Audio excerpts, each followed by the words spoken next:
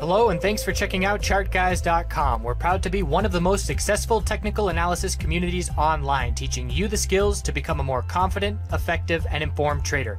Join our community of hundreds of analysts worldwide working together to learn the charts, generate profit, and achieve financial independence. For access to daily live chart analysis and market coverage, a thriving chat community, along with dozens of hours of exclusive educational materials. We look forward to seeing you. Let's check out some charts.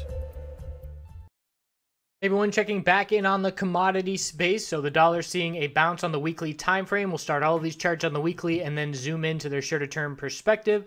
But the uptrend is still intact for the dollar, and until that changes, we're not going to see any kind of significant follow through on bounces for gold and those miners, in my opinion. So here are the four higher lows that we are looking at on this weekly chart, and the two most recent are 94.43 and 94.08. So the amount of the pullback that we have seen from the high of this bull move to our most recent higher low is very significant.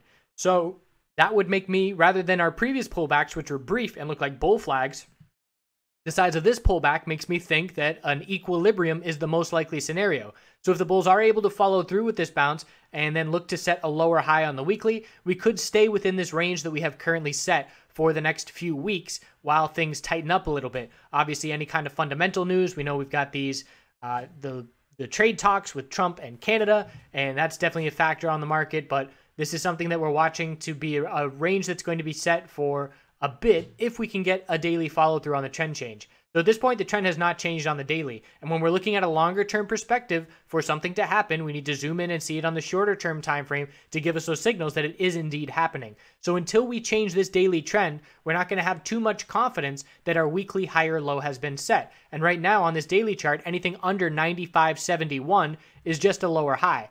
So in order to change this daily trend, we're likely going to set a lower high compared to that level, and then we'll need a higher low and then a break of the lower highs, and then we'll say, all right, our weekly higher low is most likely established, and we're going to trade within this range for a while. So daily trend change is needed for the weekly bulls to have continued confidence, and we'll see what kind of follow through we can get this week.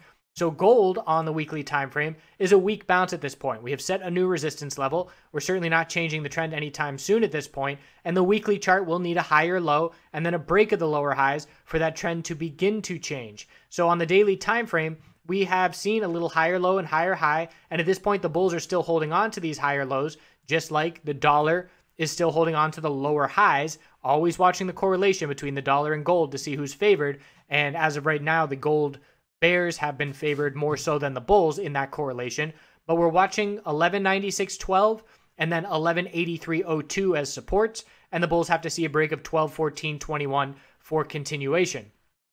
So if the dollar is able to change that daily trend and give us the weekly higher low, we're likely going to see gold lose this daily higher low pattern and potentially head back down towards the mid $11,000 range where we did initially bounce. If you compare the miners, GDX and GDXJ, to gold, they are weaker. There's no doubt about that. This is a textbook bear flag at this point, and if you look at the daily chart, you draw the channel between support and resistance, and it would give you, I mean, we would already be on our way back down, but this is what it would have looked like before we started that pullback. And obviously these lines are extending a bit more than I would like them to, but you get the general idea where this would be our channel, and now we're heading back down. So again, just the daily chart comparison, the support levels right here at 1835, we're closing in on that level, whereas gold on the daily chart is still well above its higher low at this point. So GDX, key support, 1835, and then looking down at 1815. So those are our two support levels. And if we start to break them, obviously, we're going to see the bears back in full control of this sector and drop back down. If we do see a bounce, we're likely to set a lower high here. I'm looking at resistance of 1949. And because of how much we have pulled back from that level, again, likely to see if we do bounce, not likely to see the bulls just head straight to a higher high. That would be a less likely scenario. So it could stay within this daily range for a bit, but overall, the correlation, I can see very clearly, the correlation between the miners and gold favors those bear miners as well. So still going with the longer term weekly trend, the bear miners are currently the ones that have the momentum, and the bulls are trying to change that, but again, very clearly a bear flag on the weekly at this point. It's going to be up to the bulls. The burden of proof is on the bulls to prove to us that it is not a bear flag, and they're going to have to do so with continuation over the high of the move that we have seen to this point. GDXJ, same thing, although not quite as bearish, still definitely in line with GDX, and we've got our higher lows to be watching, most recently of 26.95, and we're still above that level a decent bit. So trying to form that higher low, but again, from the top, we have pulled back significantly. So we would look for a lower high on any bounce with resistance at 29.14. So same thing, bulls have to prove that it's not a bear flag on the weekly by seeing follow through and a continuation of this move.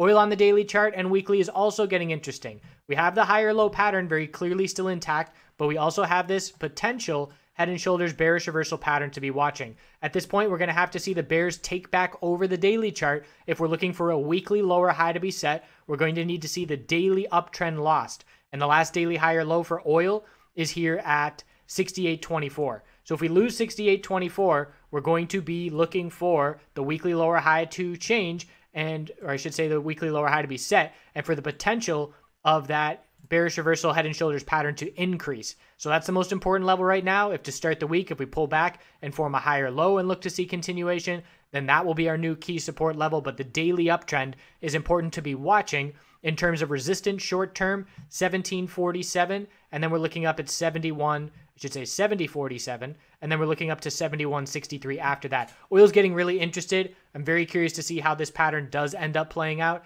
and we're going to get a lot more information this week. NGV 2018, we're looking for a weekly lower high to be set. We saw the clear bear break. Let's go to the weekly.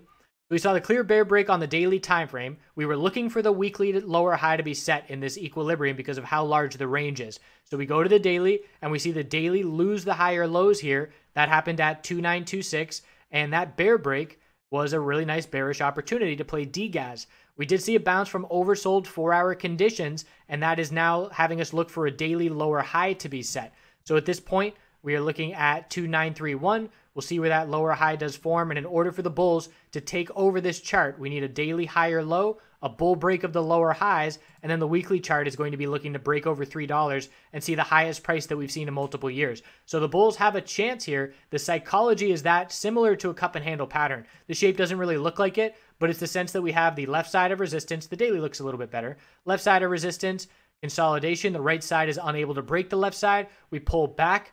It's not as healthy a pullback as the bulls would like to see in a bull flag pattern, but it's enough consolidation that if we were able to see a break of $3 sometime in the next month, it would be very, very notable on this weekly time frame for the potential to head back to areas where we had a lack of resistance from dumping back in 2015. So this commodity space admittedly bored me a lot this year, but I am liking how it's picking things back up. Obviously, the miners have had a lot of opportunity recently. Oil's getting interesting with that weekly chart, and natural gas is now getting interesting with the weekly chart as well. So we'll continue to keep an eye on it. I hope you have a good holiday weekend.